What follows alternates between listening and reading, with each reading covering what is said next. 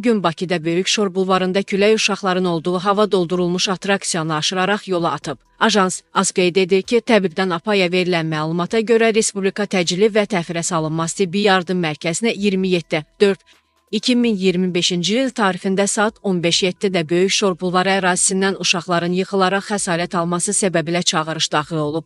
Çağırış ünvanına təcili tibbi yardım briqadası cəlb edilib və xəsarət alan şəxslər yerində tapılmayıb. Milli Hidrometeorologiya Xidmətinin aprelin 27-si saat 10:00 olan xəbərinə əsasən bəzi rayonlarda yağıntılı və küləkli hava şəraiti davam edib. Arabir şimşək çaxıb. Düşən yağıntının miqdarı Balakəndə 9, Qazax, Şəki və Qaxda 8, Şərur, Gəncə və Tovuzda 5, Şaxdağ, Ağstafa, Orduba, Şahbuz, Şəmkir, Gədəbəy, Lerik, Daşkəsən, Ceyrançöl, Sədərək, Cofa, Astara və Lənkəranda 4 mm.